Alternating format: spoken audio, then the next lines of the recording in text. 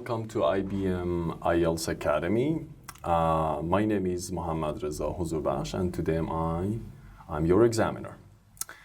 As you know that for the speaking part of IELTS exam, we've got like 3 parts. The first part is introduction, the second part is cue card, and the third part would be the discussion. So in the first part, you're expected to give me like short, brief answers, but in the second and third part, you can be on your own and then explain yourself as much as you want. Okay, perfect. What's your name? What's your full name, please? Hello, thanks for having me here. I'm Hossein Khosravi. And can I see your ID, please? Yes, please. Thank you very much.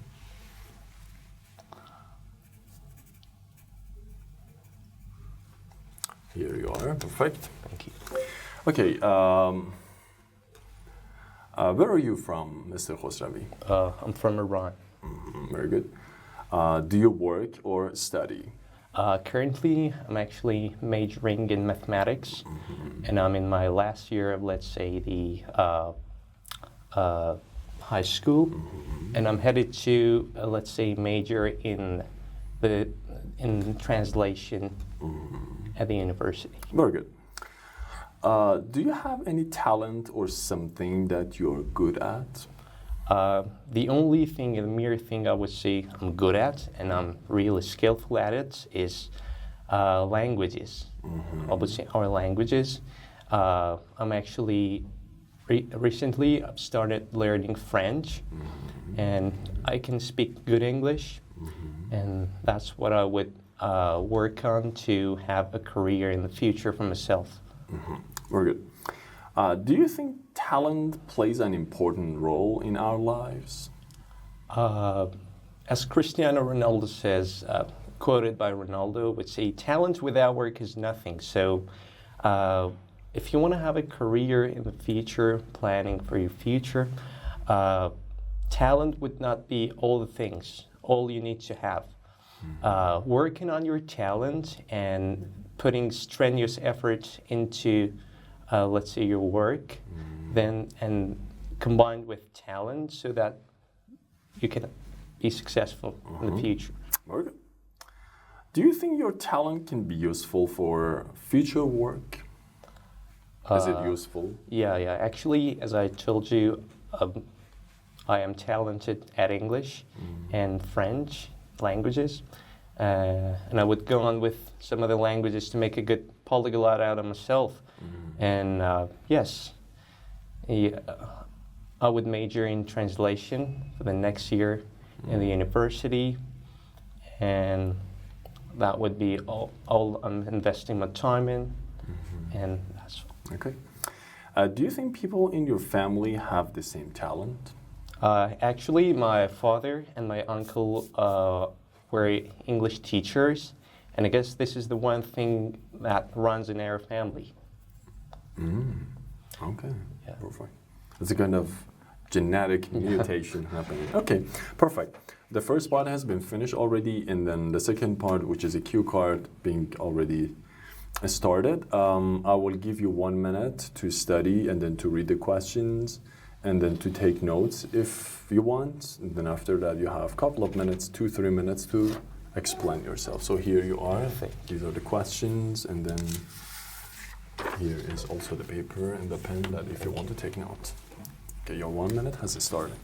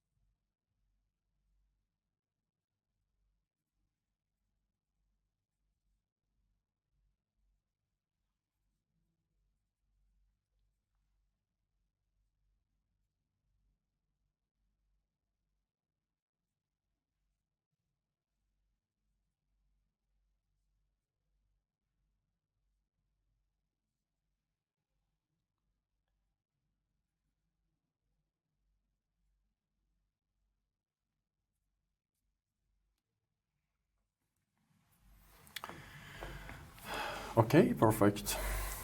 So the questions of the second part are as follows. Describe a toy you got in your childhood. Please tell me what it was like, when had the toy, who gave you the toy, explain how you felt about Actually, toy. the only thing I was interested in my childhood was the ball. And my father gave it to me. Actually, he bought it for me more than 10 times and 10 balls, and then he burst it. And why? That question will come to your mind, because I just broke so many, let's say, frames, photo frames in our house, and then my father was really, let's say, mad at me. So I felt really ecstatic when I just got the, let's say, ball as the present for my good grades at school. But the one thing that ended up in was that a buskill. My father was a buskill then, and then he didn't, let's say, let me be ecstatic or happy any longer. Yeah, and the balls were usually the colorful ones. I actually was the person who chose them, and but as I told you, I was actually 6 years old, 6 to 10. I was happy with my balls, colorful balls, but of the various stuffs, the soccer, volleyball, and even basketball. But because I was not following my father's advice on not to play with your balls at home, so that what happened was to get them burst. Yeah, that was all. Okay. Okay, perfect. Part 3 discussion. What gifts do parents give to their young children? Nowadays, you can see such robotic, let's say, toys, which are so very expensive and kind of prohibitive for some families. Those are the ones I can see people, or let's say, parents give to their children as the present. Yeah. Okay. Usually, children of, let's say, 3, 4, or even 8. Do children need to have toys to play with? Why? Actually, I would say, let me think about it. So do you want me to repeat the question again? Yeah, See, do children need to have toys to play with? Why? Do they need toy at all? Yes, toys would be appropriate for children by the end of, let's say, age. By the end of being 8. I mean, at the age of 8, so that would be okay. And they can use it as their pastime or as their hobby by the age of 8. But further from this age, further from that, let's say, era in their life, I would say that would not be okay, because then they will be facing some problems with their, let's say, lessons, school, and then they'd better focus on their, let's say, career even at the age of 8. Okay? Yeah. Do you think that toys will change in the future?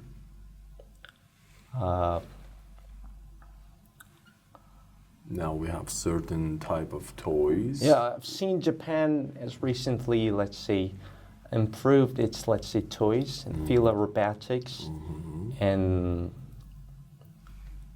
they will just make the progress and the breakthrough in the next years.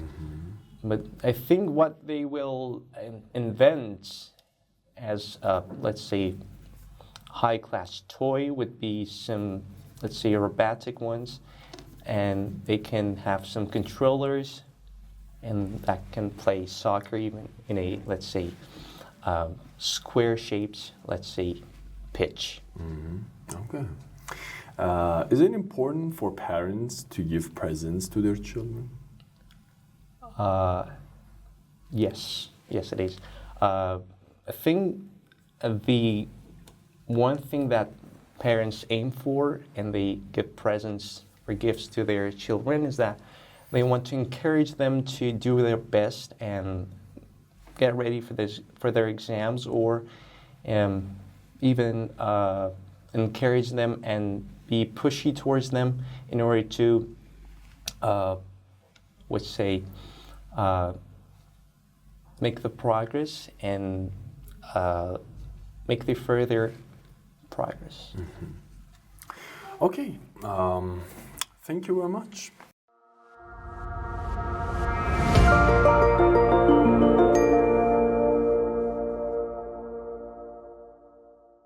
Thank you to attend our, of course, exam, and then, yeah, you did quite well. Good job. So now is the time that I have to tell your band score. Well, in the beginning, I think you had a little bit of stress and a little bit nervous, but then you could successfully overcome your stress, and this is wonderful, because that stress will affect the way that you talk, and then you could really perfectly do it, which is, I think, a very skillful manner. Good accent, good collocations, nice tone, and then I really like the way that you talk.